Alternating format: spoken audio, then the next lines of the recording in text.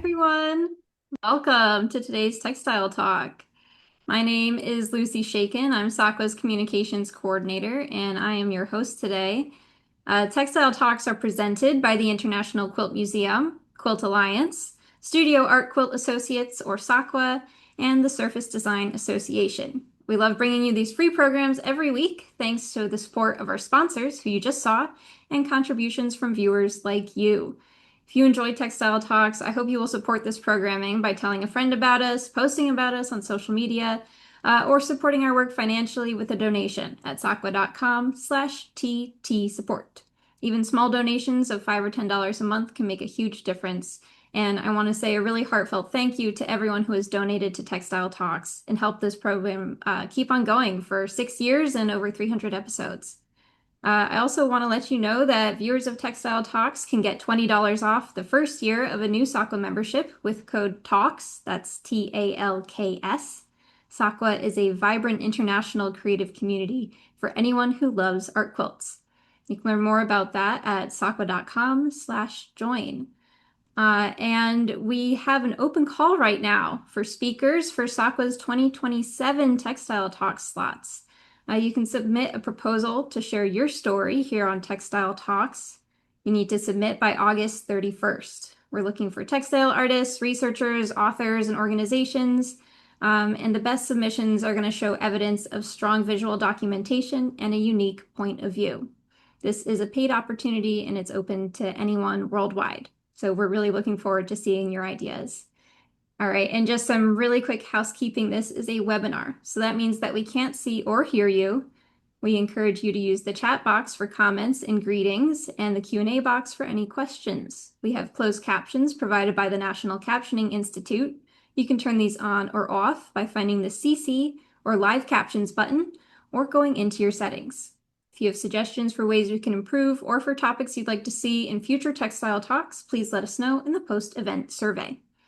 All right, now I'm very pleased to introduce today's speakers, Luke Haynes and Jennifer Scanlan. Thank you guys so much for being here. Welcome. Thank you. We're excited to be here. Yeah, thank you for having us. Luke Haynes is a textile artist whose work explores the possibilities of quilts as portraiture, sculpture, architecture, and public art. He trained at the Cooper Union, and Haynes brings an interest in structure, space, and the built environment to a practice rooted in salvaged textiles and traditional quilt forms. His work often combines reclaimed clothing, bold imagery, and large-scale construction to consider memory, comfort, identity, and sustainability. Over the past 2 decades, Haynes has created quilted portraits installations, suspended fabric environments, and public works for cities including Los Angeles, Seattle, and Phoenix, Arizona. His recent project, Sombra, the celebration of shade, uses recycled fabric panels to create a gathering space and shade structure. His quilts have been exhibited in museums and galleries internationally and are held in collections including the National Quilt Museum, the Asheville Art Museum, the Newark Museum, the American Folk Art Museum, and the Bill and Melinda Gates Foundation. Jennifer Scanlan has a career of over 2 decades in the arts, spanning contemporary craft, art, design, and public art. She is the executive director at the James Renwick Alliance for Craft, or JRACraft, a national nonprofit dedicated to advancing scholarship, education, and public appreciation for American craft. Through programs, awards, travel, and partnerships, JRACraft connects artists, collectors, curators, scholars, and craft enthusiasts while supporting the field's evolving conversations. So I'm going to turn it over to you two now, and I'll be back at the end for Q&A. Thank you both so much for doing this today. Thank you, Lucy. Thank you to SAQA for organizing these and for actually all the groups that are involved in Textile Talks, because I feel this is such a cool initiative that brings together so many partners to really share our enthusiasm for contemporary craft, contemporary textiles. I am both Luke and I will be presenting today. I'm going to start off, Lucy. So if you could, may I share my screen now? Yes, please go ahead. Okay. All right, we'll do this. And I will move it to slideshow mode. So in slideshow mode, I can't actually see your comments. I will be asking a few questions throughout this. So I'm going to have to ask Luke to keep an eye on the chat and let me know what the responses are to some of these questions. But I'm going to start off first by talking a little bit about my organization. Is there anybody that is familiar with JRACraft, with the James Renwick Alliance for Craft? And let me know what you're seeing in the chat there, Luke or Lucy, if you don't have access to it. Nothing yet, but I would be surprised if they are not so many people. Okay, yes, everyone's saying yes, they love it. A few people say no, not yet, but well, Okay. they're in for a treat. You're in for a treat, yes. So the image on the screen shows a few of the things we do at JRACraft. We are connected, as you might infer by our name. We are historically connected to the Renwick Gallery of the Smithsonian American Art Museum. We started off as a friends group, as a support group for that important Smithsonian gallery dedicated to contemporary craft. We have expanded since then to support craft organizations, craft artists, and craft enthusiasts around the nation. We do have these pictures show kind of some of the things we offer, which include in-person events. We have artist talks, we have symposia, we have studio visits, we have a craft sale every year by our member artists, and we also have a significant online portion. So for those of you that are interested and not in DC, we have all kinds of talks and online classes as well. We have had quilt history classes in the past, and we will in the future. And usually they're in the summer, but we've started to incorporate them into our January spot as well. So this January we'll be having a class called the Craft History. It's like that craft history book club. I think it's called Reading Craft, but it's going to be taught by former MFA Boston craft curator and current Cooper Hewitt chief curator, Michelle Miller Fisher. And she's going to just be offering a reading list of craft books and the opportunity to read them and discuss them together online. So all those, if you're interested, you can find us at JRACraft.org online, or you can email me, Jennifer@JRA.org. And I'll be happy to direct you to our newsletter or answer any questions. So that said about JRACraft, one of the things I forgot to mention that we do is trips. We have international trips in which we focus on all craft and craft art. And we also have regional trips. And last summer we went to Asheville, North Carolina with a group. And at one of the events, I got a chance to have the chat with the amazing Luke Haynes. So we started talking. We must have talked for, I don't know, both of us were like, oh, I'm tired and I'm about to go. And then we just got into this great discussion. So this talk really seemed to be an opportunity to continue that discussion. So when I had the opportunity to perhaps propose a Textile Talks subject, I thought immediately of Luke and what we could talk about together. And what we're going to talk about is this interest that Luke has in quilts and public art. So I don't know the audience for Textile Talks. I know I've talked to groups of people who are specifically interested in quilts, which I know is there's different groups involved in this. So maybe not all of you are specifically interested in quilts, but sometimes people who are specifically interested in quilts have different definitions or very particular definitions of what counts as a quilt. So I thought I'd go through some of the ways in which I feel quilts intersect with public art, and some of the ways in which um, important aspects of quilts that may not actually be real quilts might be part of public art that we see, and how quilts bring an extra layer, if you will, to, I'll try to avoid the puns, Womp but womp. Amazing. to the public art conversation, because this is, of course, something that Luke does really well, and we'll be able to show you in his presentation of his work. So the first thing that I thought of when I was thinking of quilts and public art is the AIDS Memorial Quilt, which has been going on in its different squares that are really bringing together a tribute to people who have died of AIDS. And starting in 1985, of course, really important to name the names and to name the disease, because that was something that people, even people who were the head of our government, were not doing in the 1980s. So this tribute was incredibly moving, and it was incredibly moving to bring this into the conversation and to really I personally feel that the quilt form allowed people to connect to both the ideas of comfort and healing that come from a memorial, that are important in a memorial, but also maybe a topic that people were often scared by, that seemed sort of strange or not something that you wanted to talk about in polite society. It gave it a sort of sense of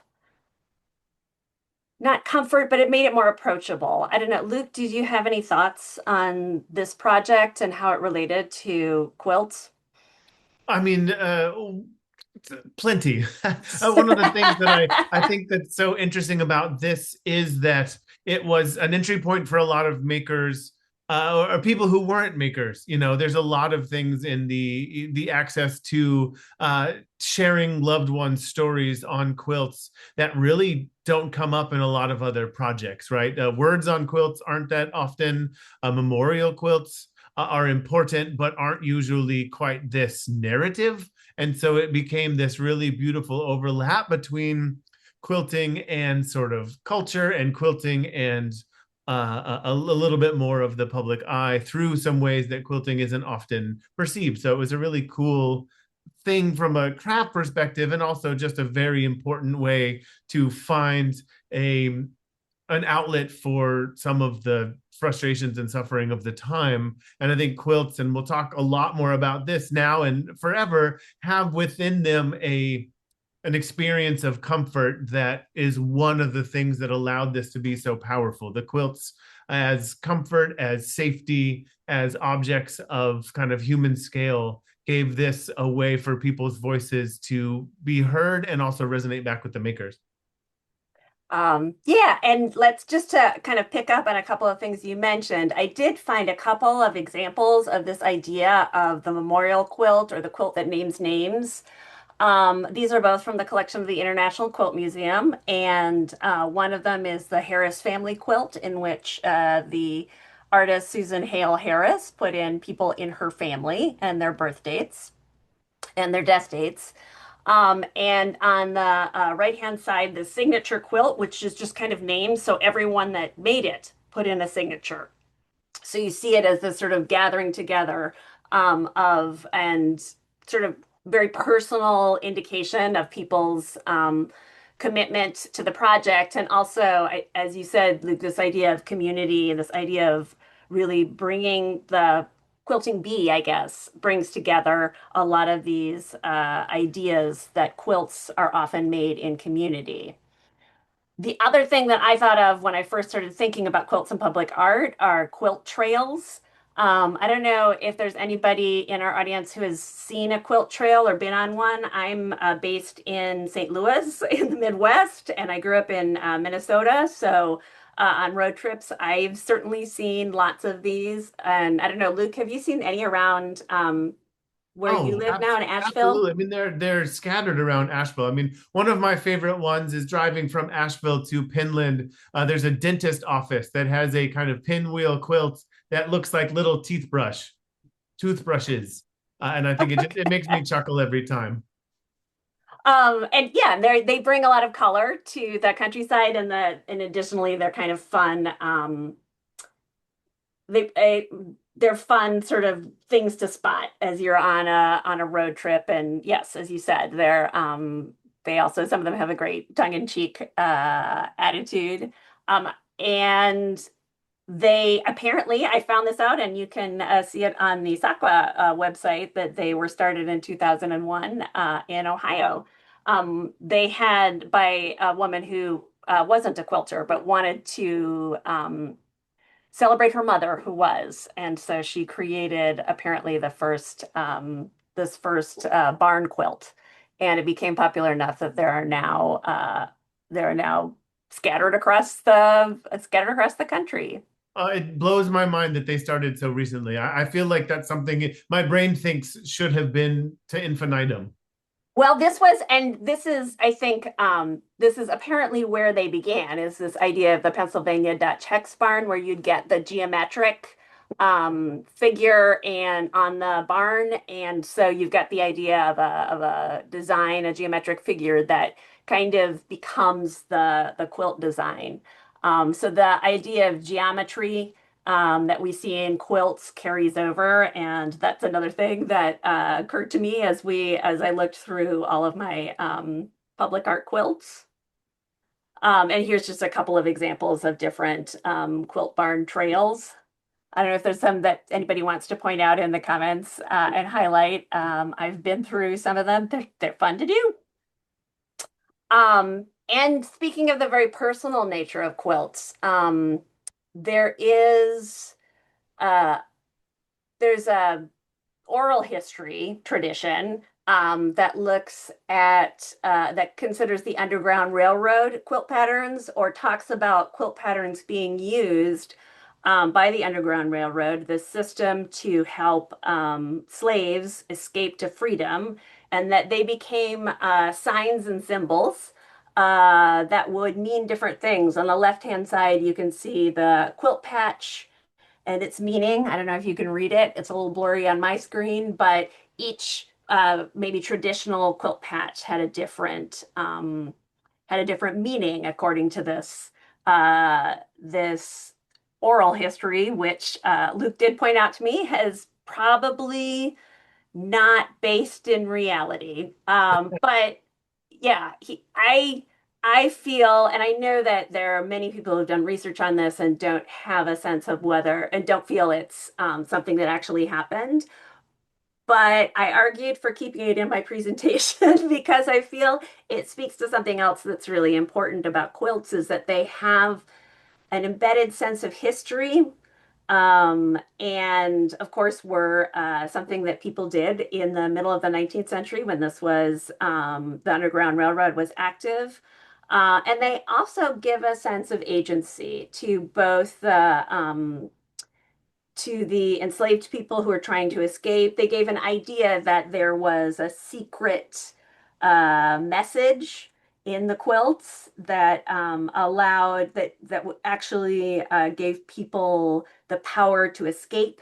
And this speaks to some of the power, I think, that quilts have. I don't know if I convinced you, Luke, if this was an important thing or I mean, an example of it's an interesting conversation because there is no proof that it ever happened. There's no way to prove it never happened, but there is no proof that it did happen. But I think it's such a valuable thing to say in just pointing at quilts as narrative devices. And what a beautiful story. Like, what an amazing thing to say that, handmade objects of comfort made primarily by women could be these signposts for human emancipation. They could be signposts for kindness and care and everything that comes from the Underground Railroad. So regardless of any historical truth, the story makes for a beautiful entry point to quilts as items and visuals of kind of a comforting and caring quality. And I feel also a positive and the strengths. I was pointing out that for me, it becomes a symbol of the ways in which we don't have artifacts of, but in the ways in which enslaved people were able to escape, did have agency, did create systems and pathways and methods of communication despite a system that was really working against them. So for me, they be the quilt, regardless of whether it's a true story. I do feel it's an important thing to see at least it as a symbol.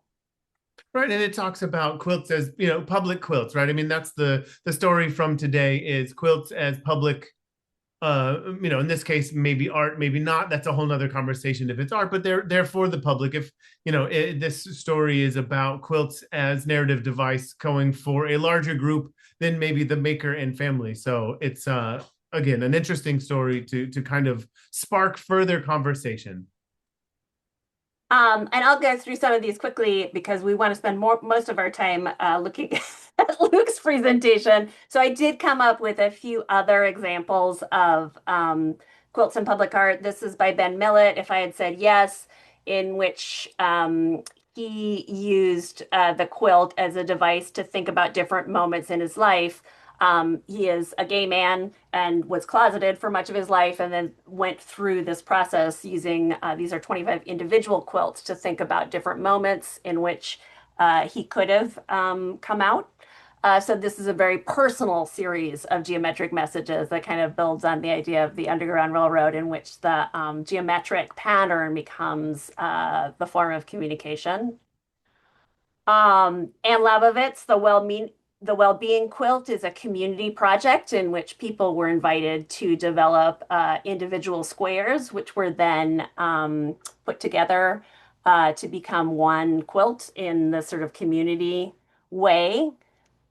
Amber and Matthew Pierce created this public installation called Shared Stories with a group of kids from a special school that went to see an exhibition of African American quilt artists and then created their own squares.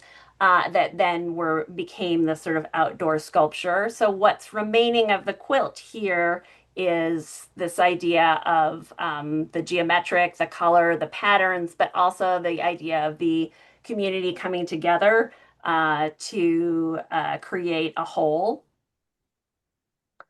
Tom Fruin is an artist that I came across when I was many, many years ago, when I was a curator at the Museum of Arts and Design. And this is legitimately on the left-hand side, Sunset Park.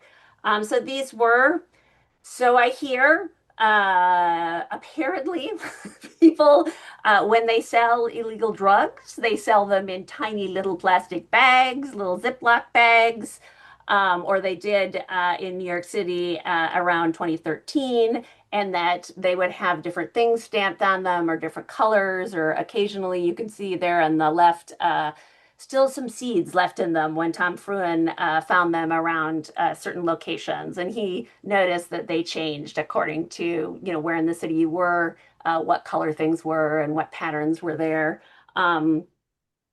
And a minor side note that we put this in an exhibition that we were supposed to travel to Frankfurt, Germany, and boy, it was hard to tell the customs people what exactly was in there.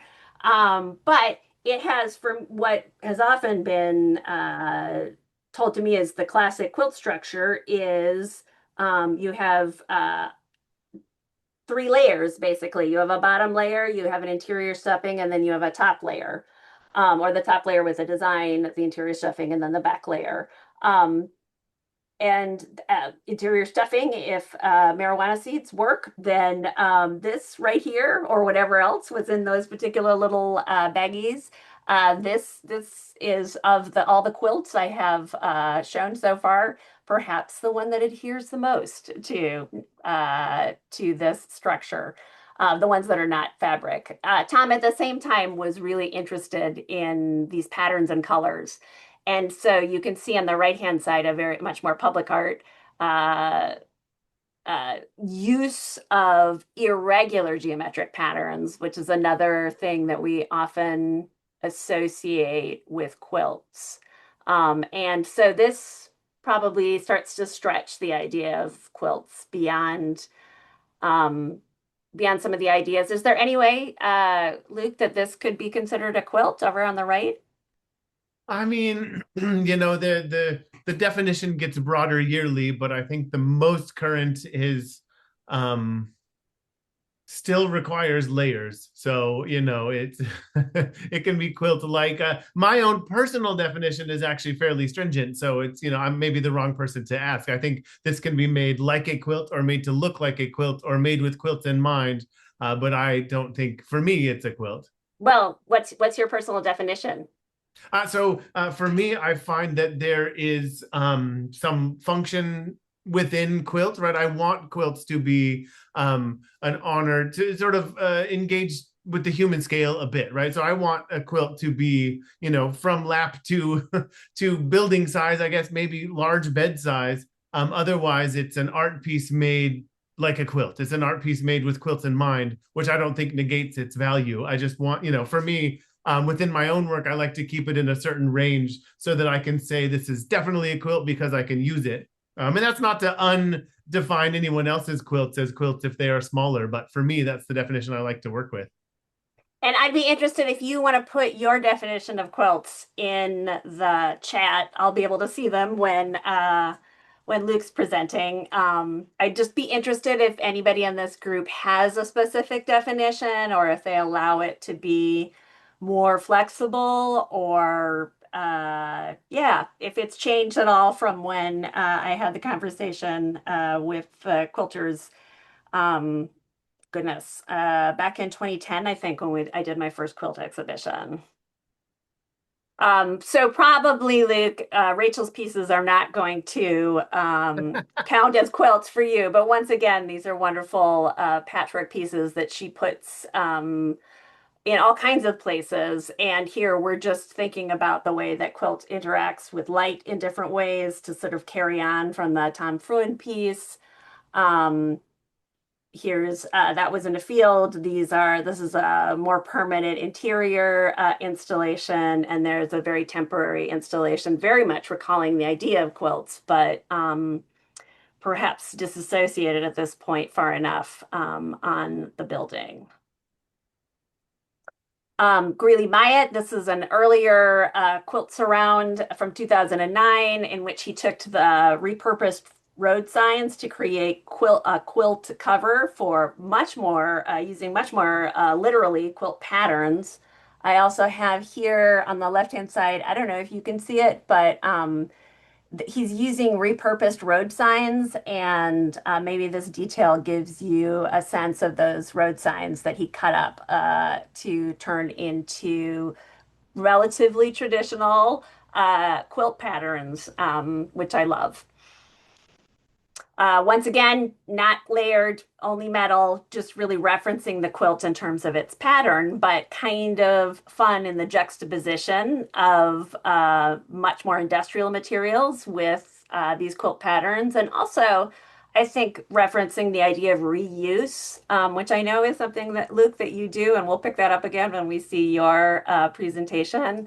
The idea that reusing old scraps has been historically an important part of quilt making. And the particular fabric.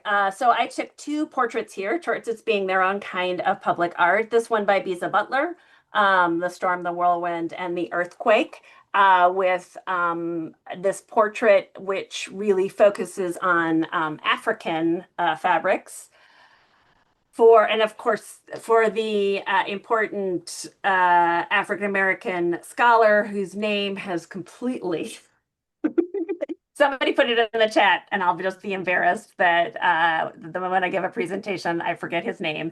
But an amazing quilt that uses the fabric itself to say important things about history and identity. And this incredibly public portrait by Amy Sherald of First Lady Michelle Obama from 2018. And I'm going to bring your attention particularly also to what she's wearing, which is a dress from Michelle Smith's Millie collection. And it was kind of interesting to read more about this because Michelle Smith, when she was putting the dress together, the pattern for the dress together, really thought of what you can see on the left-hand side, she thought of abstract art. So she was thinking more maybe along the lines of Wassily Kandinsky. And Amy was thinking, the artist was thinking more of the Gee's Bend quilts, which are, of course, also abstract art, though of a very different kind. So kind of interesting the way that the quilt is picked up in signals in different ways by different people looking at the same image right there. And I'll finish as a good St. Louis person should with Basil Kincaid, who is an amazing artist from St. Louis, and this installation he did at Rockefeller Center. These are photographs of his quilts, which are very much based on his grandmother. And he was an artist, he was in art school, he didn't know what his medium was going to be. And then he had, I think, a dream which told him that he should use quilts as his medium. His grandmother was telling him this. And so that's when he started really focusing on quilts as a medium. And you can see that's him in the picture. He's also in some ways, like Luke, has stretched his use of quilts to include photography and performance. So this is the series of photographs that were in this very public space, and we'll end on a Basil Kincaid that's maybe much more traditional. You can see this piece, which is currently on public display in Washington, D.C., and it's very much about sort of many of the ideas we were talking about comfort, about the ideas that it relates to a broad group of people, of using scraps, of using fabric that's particularly connected to the story or the individual artist, and at the same time using patterns that have traditions, and what that means for people who see it and how they relate to it. So that was some of the ideas that I wanted to present, and I hope that this group had some reactions to them. I will check them out right now in the comments.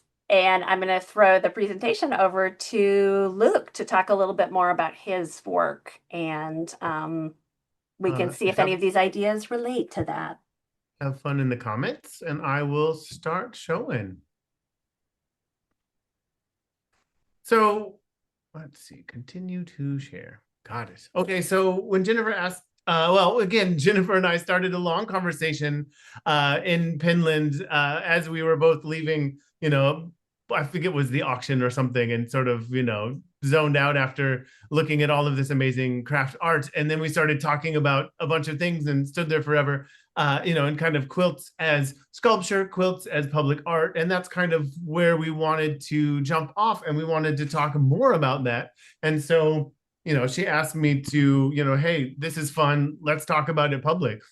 Let's talk about it for a bunch of folks who can also jump in and offer their opinions and thoughts. And, and Jennifer, I think it was a really good question about the definition of quilt. And there was a lot of input. And I think I really appreciate the addition. So a lot of people put in the SAQA definition that also includes reference to quilt as sort of defining quilt, which gets which I think is, I don't know, from a psychology standpoint, gets a bit, infinite spiral, if it is a quilt only because it referenced quilts, blah, but I really like it, right? So that means those road signs became quilts. That means anything that sort of references quilts can be in the canon of quilts and talk about quilts. I think that's pretty cool. Anyway, this is a big exhibition of quilts that I made. One of my show I put up about 12 years ago or so in Los Angeles. This is a 40,000 square foot warehouse, and I made 50 log cabin quilts and hung them from the ceiling. And a lot of it for me was trying to reference these historical precedent in sculpture. So Richard Serra is an artist that you'll find in a lot of these incredible museum spaces, and wanting to sort of reference that work by creating some of these spirals that you can inhabit the space between. But the difference is I'm making quilts. And so instead of creating a continuous spiral, I created spirals out of individual quilts. And these quilts are 90 inches by 90 inches. That's the size I prefer because it works the best on my bed. And that makes it sort of the most possible to also be a blanket. And so that's kind of my reasoning for choosing this same scale for a lot of my work. And all these are log cabin variations, all with used clothing, used textiles. I used, I think, just over a ton of material. So 2,000 and some pounds of used clothing went into this, deconstructed and then reconstructed into quilts with red centers in each of the squares of the quilts, and then black and white fabric quilted the same way, horizontally in the black, vertically in the white, no quilting in the red, so that each of them had the same language, but they all became very different. Here's a video of a day as the light passed across them in the exhibition space there in Los Angeles. And I just think it's really nice because it sort of shows the sculpture of it and how the shadow becomes different and how the light shines on it. Because I think quilts have within them this really interesting nostalgia, maybe this haptic quality. We want to touch them, we want to use them, we want to engage with them. Some people like quilting because they like touching fabric. Some people like quilting because it's cozy. But I think there's so many ways of kind of this human engagement. So showing quilts in video, I think, really helps to understand, or walking around them really gives them some of this sculptural quality that I think is really important to some of the stuff that we kind of inherently find dynamic about quilts, some of this texture, some of this depth, some of this structure. This is another project that I had done out of used billboards where I covered a geodesic dome with these big panels of billboard. This was a commission for a center camp where this was a large kind of traveling convention, and they wanted a cover for their dome where they had a lot of their main speakers. So they said, hey, will you make a dome cover for it? I said, sure. Can I source the material? So I found these used billboards and cut them apart and then sewed them back together into this cover for the dome. And covered here. It certainly, there's not 3 layers. Quilt would be a stretch as far as definition, but it has quilt-like qualities to it. So I think it's within the conversation that we were kind of bringing up. And this is another project where my wife and I make these quilts, and we leave them as we travel. We've left them in, 7 countries and all over the United States. I think we're probably 30 states at this point. And they are quilts with her language on them that we leave for free. And so it becomes this kind of third space public art, not quite graffiti, not quite billboard, because there's a message on the bottom of each of them that says, if you find it, you can take it. And so each one of them is hung, and there's a message that's large, so people who are walking by or driving by or happen to be in the same environment can engage with the message. But anybody who finds that they want to own it can just take it.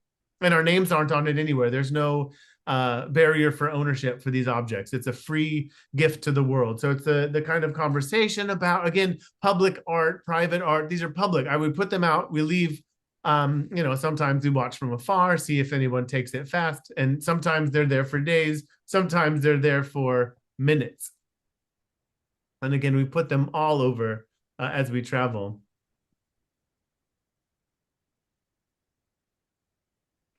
and it becomes, is a conversation, I think, and all of these really spark longer talks. But is it public art if it's very temporary? Is it public art just because it's public? Is it public art if it's unsanctioned?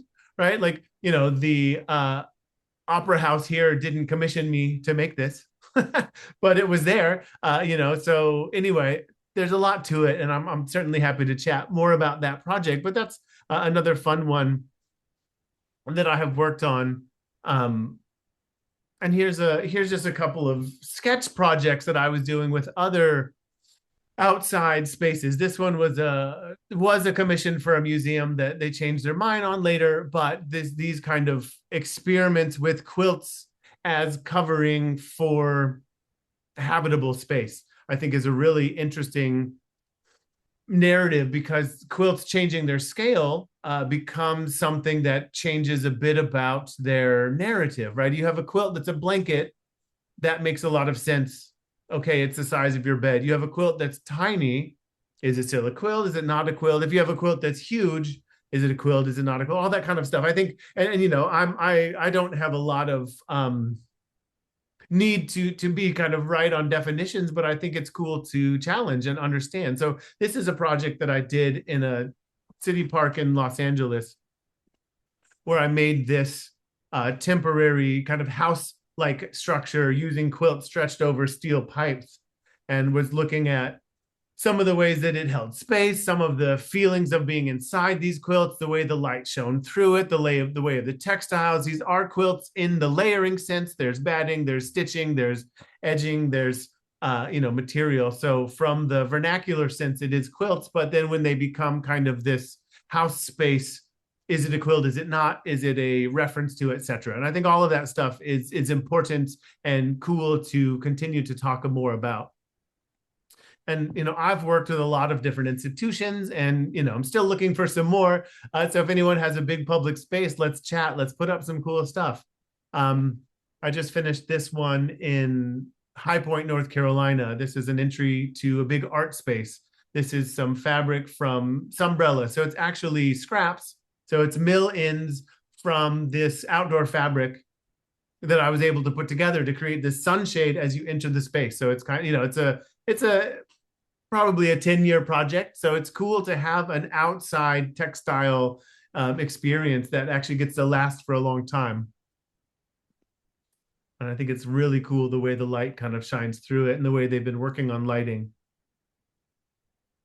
and inhabiting the space. And there's a lot of really, really cool stuff like this that has gone back, I mean, how many thousands of years, creating shade with tents and cloths, either between buildings or preceding buildings, teepees, etc.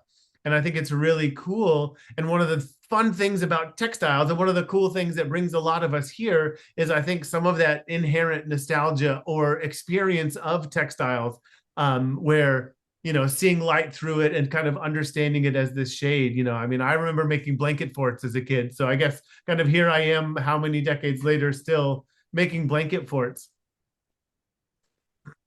This was a sample, a test for a big project I did for City of Phoenix last year, where I made 100 quilts and then created this structure for one of their city parks. Let's see, there's a picture of people in it. So it's a shade structure. It was a City of Phoenix commissioned me and 8 other artists to work on the idea of shade, because it turns out Phoenix gets hot in the summer. And so they commissioned us all to create these environments or explorations to talk about some shade. And textiles, I think, is a really easy entry point, right? These are all used sheets that I sourced from Phoenix, sewed them together into these quilt panels. And then when I say easy, fabricating a big steel structure wasn't quite as easy, but accessibility, is not necessarily difficulty here. Finding some sheets, stretching them over your backyard, a couple of bungee cords, and you're ready to go, is kind of the conversation with finding some of these shades and some of the things that Phoenix was interested in. But for me, it was this really beautiful narrative between the city and textiles and everyone who came through. And I find that people, regardless of their exploration with textiles, regardless of their history with quilting, have a really deep entry point to quilting as public art. If you cover something with quilts, people who aren't quilters are still excited to look at it. If you make an environment that references quilts, people have these beautiful entry points. I mean, I cannot tell you how many thousands of times over my career someone has come up to me and said, my grandma makes quilts, or somebody in my immediate family makes quilts. And I find that to be so beautiful, that there's this entry point for people who aren't makers, aren't artists, aren't people who self-prescribe to be knowledgeable about that, but they still are actually very experienced and knowledgeable about quilts, which is one of its cool things. My website is luke.art. Feel free to reach out, sign up for my newsletter, any questions you have. Entropies is me on Instagram. So yeah, thank you. I'll come back to the chat. Lucy's going to share some questions and stuff so we can kind of, let's see, stop sharing. All right, thank you both. We do have questions, and I think as some of you have seen, there's been lots of activity in the chat. I think, Jennifer, unless you would like to say anything else about it, I'm going to suggest that we move on from the Underground Railroad quilts discussion. I mean, the three of us are not historians. We are artists and art administrators. And I would like to suggest that if there are historians out there in the audience, please submit a proposal to talk about this next year. I would really love to hear what you have to say. We did have a question from Jaleesa that I thought was really interesting, and it was along the lines of what I was wondering about. She says, defining a quilt is interesting, but what is a public art quilt is the question I'm more interested in. Does a quilt have to be put in a public space to be public art? Or does its legacy and public opinion, even if you don't see it, make it public? Is a museum or gallery showing an exhibition a public space? And then are all quilts that are shown in those spaces public art? It's a fun thought, she says, and she's curious. And I was wondering also, how do you feel about your quilts as public art versus street art versus textile bombing versus graffiti, etc.? Where do you feel like those boundaries lie? It's an interesting question, and a lot of that comes down to vernacular, and a lot of it comes down to positive versus negative opinion, right? Like, is graffiti bad or is public art good? Sticking something in public, I think, graffiti versus yarn bombing versus quilt bombing versus, commissioned public murals, etc., are sometimes just to the people's opinions, positive or negative. And I think it's a good question about if it is public just because it's out, like, it's become public art only when it's outside of the, maker's experience or the sort of private space and all of that. Unfortunately, and the very unsatisfying answers, I feel it comes down a little bit to the eye of the beholder.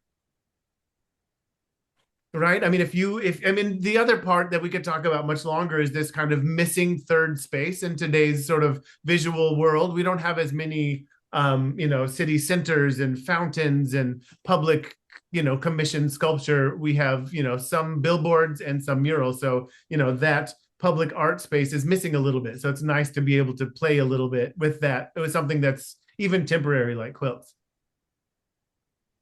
Jennifer, do you have any thoughts? No. I wasn't expecting you to call on me. I was reading all the other questions that people had. I'm so sorry. I'm just interested in what Luke has to say. But to think about quilts and public art, which I did see that question and it was really interesting. I think I was hoping with my part of the presentation to kind of talk about what it means when it's seen in a public space. So I think that and how a quilt might communicate things to a broader public. So that might be in a museum, that might be an indoor space that the public uses. I guess it's kind of digging deeper into an idea about sort of what do quilts communicate and how do they do that? Mm-hmm. I think, to me, and I'm not putting definitions or boundaries, but for me, the quilts that you're leaving hanging, on the side of the road or something for someone to take, to me, that follows such a street art ethos of um, it's beautifying public space, it's expressing yourself in public space, but it's also accepting the sort of ephemerality of putting your art somewhere you have no control over. If you were spray painting, right, that would be the buff man coming to cover up what you had spray painted, or if you were putting up stickers, it would be someone coming along to scrape it down. But in your case, it's meant to be taken. And I think that's a really beautiful thing. And I'm also wondering, do people reach out to you after they've taken the quilts? Have you ever heard what's happened after you've left it somewhere?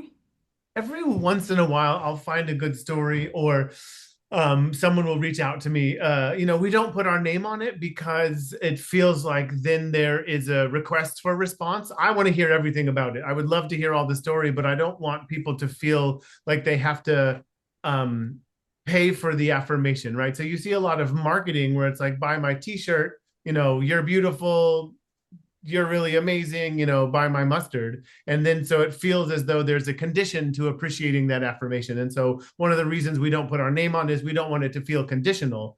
But we do absolutely get amazing stories. Sometimes we, have witnessed somebody taking it and they have noticed us and come and talk to us, or we find these stories, 3 degrees removed, of people who know people who are quilters who follow us on social media, and get these just, beautiful stories of people who either found it in the right moment because they needed some comfort, or one story of a woman who just had sort of, her response was, I've never owned a quilt before. And it was just so amazing for her to feel like she had this sort of heritage object, this thing from, that she could pass down. There's something in quilting that becomes sort of familial. It becomes kind of an heirloom. And so she was so touched because she was at the beginning of something that became a family heirloom. And I found that to be so beautiful. So these stories of quilts as either messages or objects definitely filter back to us. Mm-hmm. And these questions are a little bit more practical in nature. They want to know, when you say you made 100 quilts, did you make all the quilts, or were you working with a team? How do you plan for the scale of a large project? Do you have a huge art studio? Do you plan on a computer or something else? Great And then they question. Great question. also would like to know, how do you hang the quilts up in these untraditional spaces where you don't have like a sleeve and a pipe? So the 100 quilts for Phoenix, I did all myself. I definitely have had assistants in the past, who I've worked with in my studio, planning it all ahead of time. But in the case of this Phoenix one, I mean, it just took me 18 months and I made them all. They were very big pieces.